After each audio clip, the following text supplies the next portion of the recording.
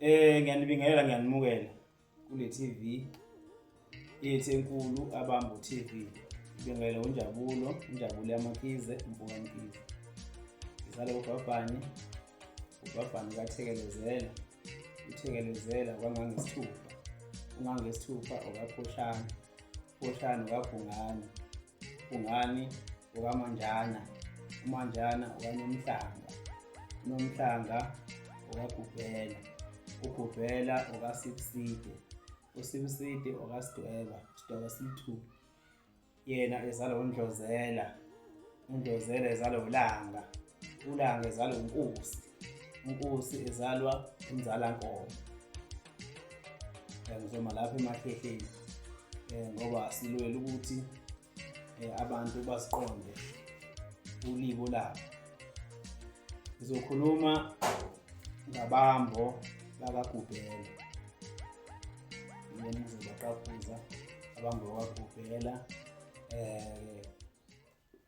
nako konke okwenzeka ngoGubhela kuze kuzofika ekutheni kuze kube khona thina.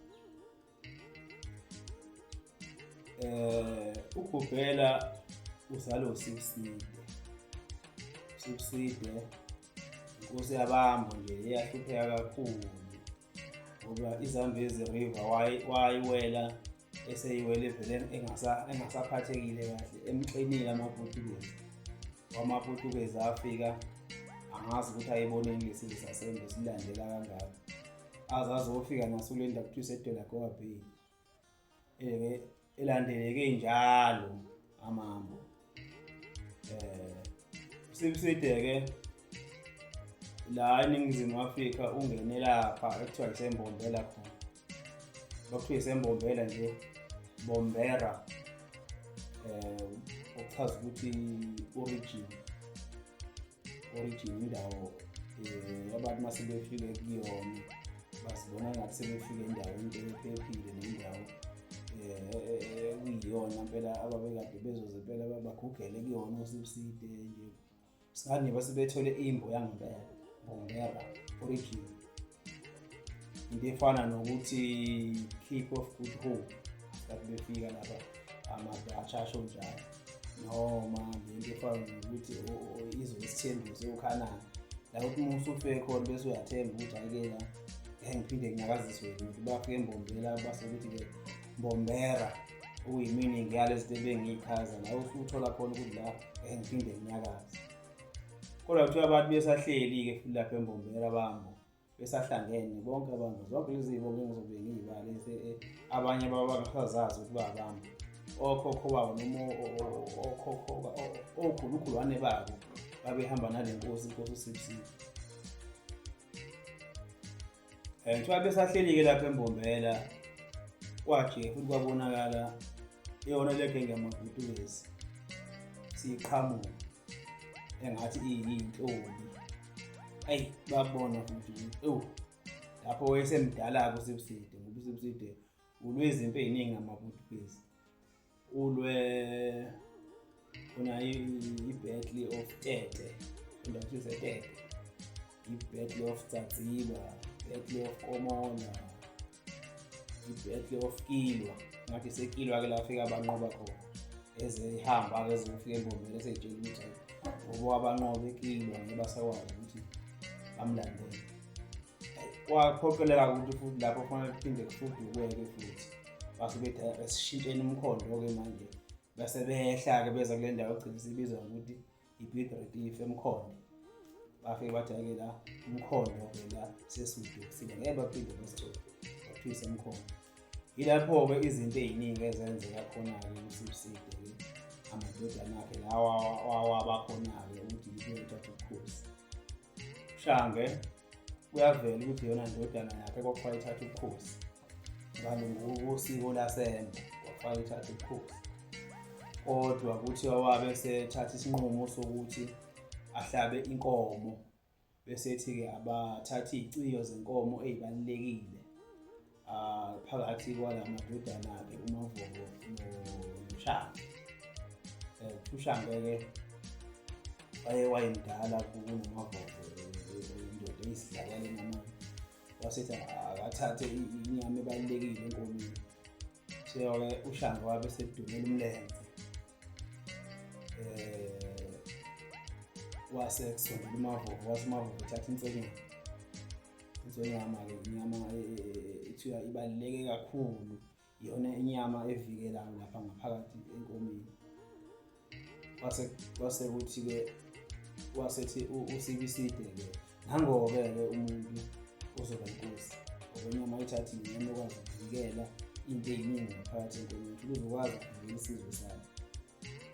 Wena Shaka ngeke ngoba ukhombisa ukuthi wena uthathe inyama enkulu, futhi ngeke ukwazi isizwe sami ukusivikela.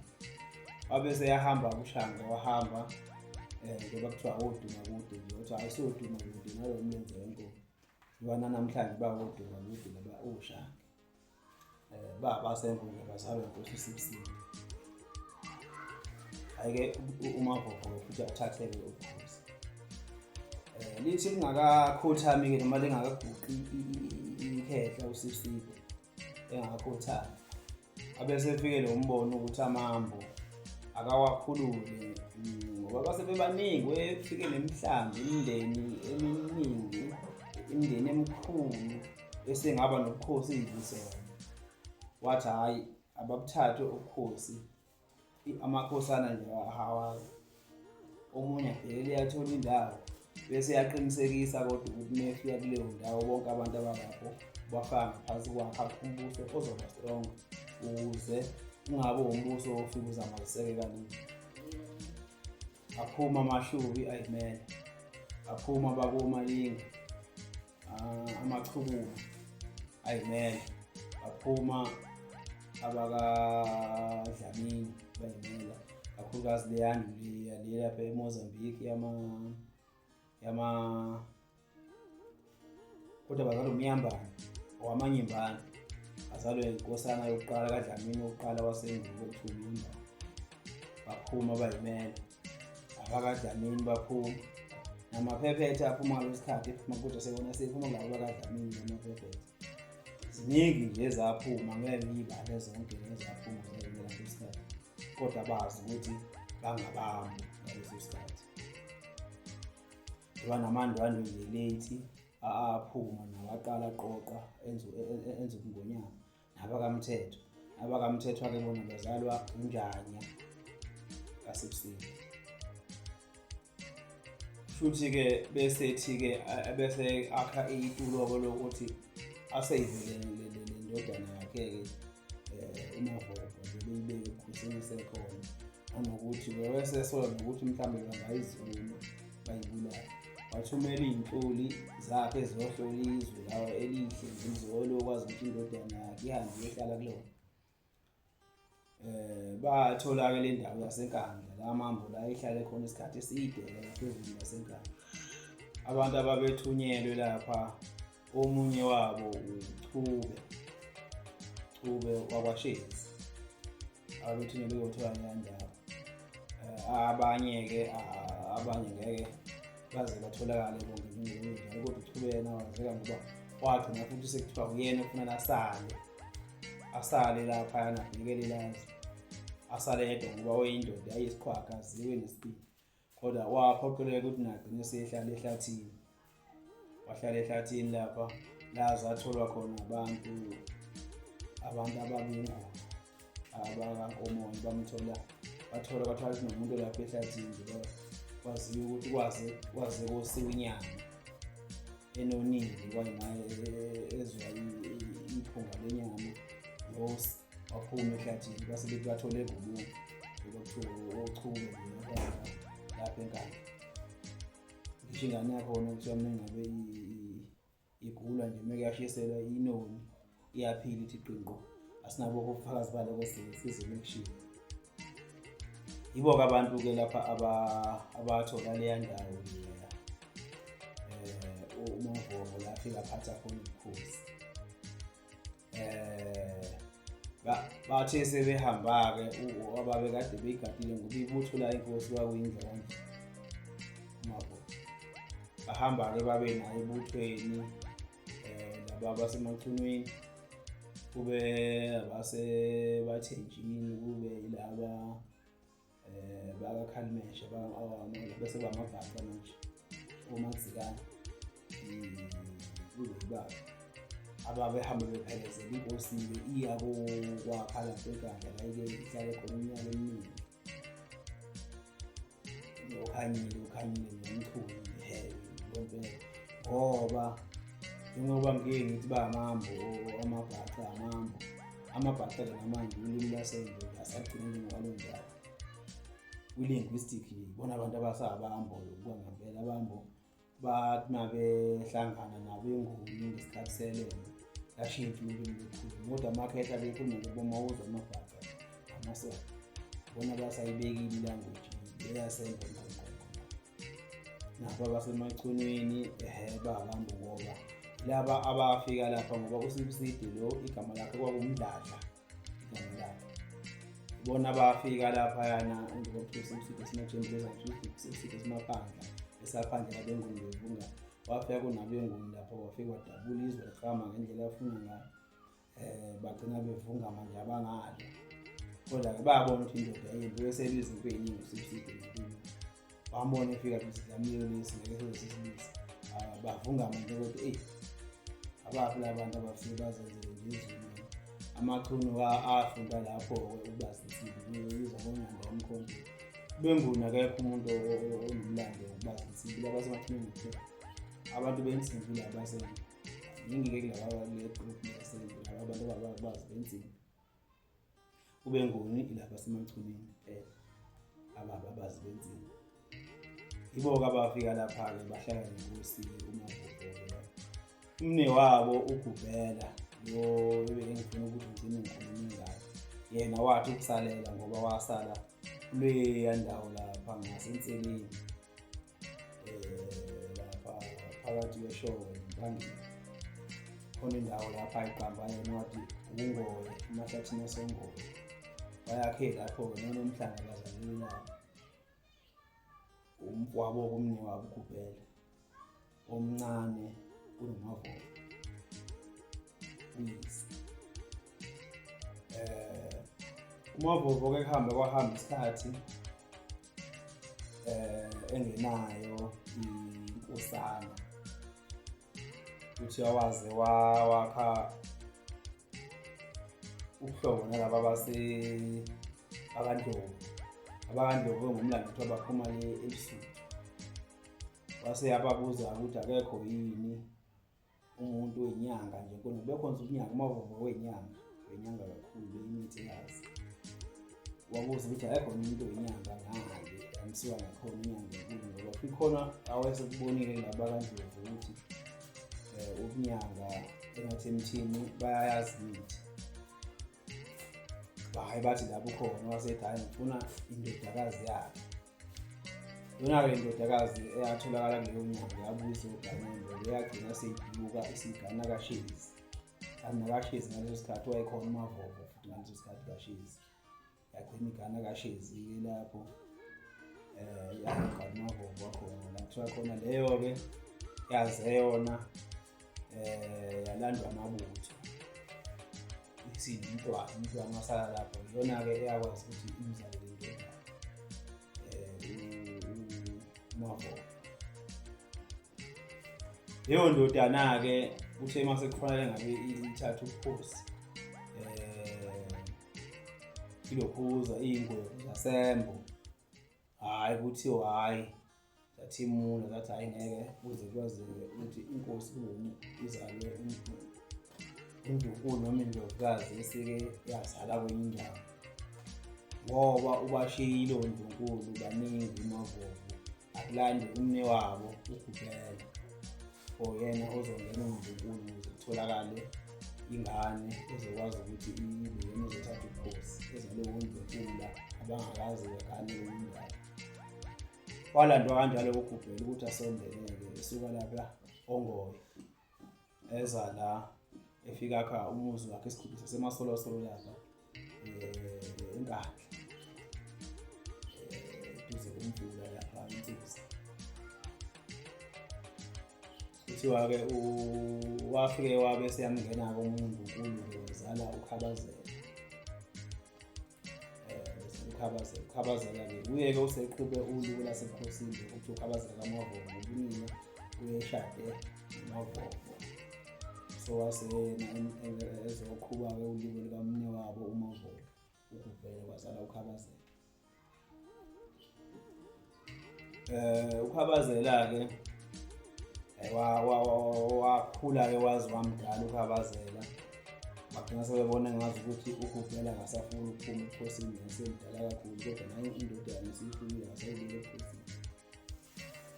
Kuthiwa kwawuyena-ke futhi uKhabazela owahlanganisa lonke ibandla, washo ukuthi hayi ngezwe ukuthi manje ngiyakhala ngithi ubaba akasafuna ukuphuma ebukhosini,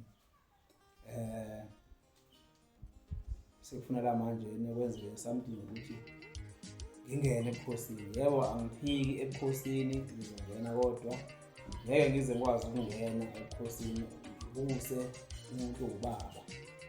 Ubaba akalindwe ngesikhathi sakhe esidlule nje sengingena-ke ebukhosini nje esendlulile. Angithwala yonke ibandla laphakama ngabi lathi hawu uKhabazela, phakamise izandla lathi hawu uKhabazela. Iyona-ke lento ewuphawu lokuthula noma uphawu elikhomba ubuhle. Umuntu wasembo nje uma umncoma ungazange ukuthi uKhabazela, uthi umncoma kona kodwa akuthinti kahle empilweni. Uma kukhulunywa ngokuncola noma ngokulunga Khabazela, uphawu loxolo nolokulamula nolokulunga uKhabazela, ngoba futhi nje seyibusa akaveli la kaphuma khona impi, azange alwe akafani noMavovo ababekhipha amabutho ephaka izimpi naye uGubela. Ugcabe ulwe izimpi ey'ningi, akazange alwe impi uKhabazela, waba uphawu nje lokuthula noxolo wabasembo. Wawathi nje uba uyise anikeze ithuba nje kuzokusha isikhathi sokudlula. Kona abanye abantu abaningi ngoba kuthi isikhathi eside uGubela, abantu abayebathi isipho salo uGubela enanzala abantu uGubela abekwe phezulu ezikayise. Ingenxa yomlando ukuthi wabusa isikhathi saside kakhulu. Indodana yakhe-ke uNomhlanga, khona indodana endala yakhe kwakuthiwa uMagcaba, abakaMagcaba indodana bazala uGubela na. uGcaba-ke uyena noma uMagcaba uyena wajike wafuna ukuthatha ubukhosi-ke ngalesikhathi-ke sekhotheme uGubela. Uyena uMagcaba-ke wafuna ukuthatha ubukhosi manje wathi ngeke yena abuse uKhabazela eyingane enemdala. uNomhlanga-ke yena wasayida noKhabazela walwa nomne wabo uMagcaba. Iyona mpi enkulu-ke le eyaliwa uMavovo uKhabazela, yakuyimpi futhi yangaphakathi ekhaya. Wayinqoba-ke leyo mpi, wabe sencoma ukuthi uNomhlanga, isizulu sikaNomhlanga sikuphuma eNdlunkulu ngoba uNomhlanga wasayida naye ebukhosini, wangasayida nomne wabo uMagcaba. Iyona-ke le ndlu yakithi le yaseMshazi ibe yindlu babehlezi besebukhosini nje besendlunkulu isikhathi sikaMavovo, isikhathi sikaKhabazela, isikhathi sikaJwabe, kwayisikhathi sikaZihlandlo. Nako-ke sekusuka impi-ke enkulu isikhathi sikaZihlandlo, sekusuka-ke sekuziwa kanti nokuthukela sikhona embumbulu.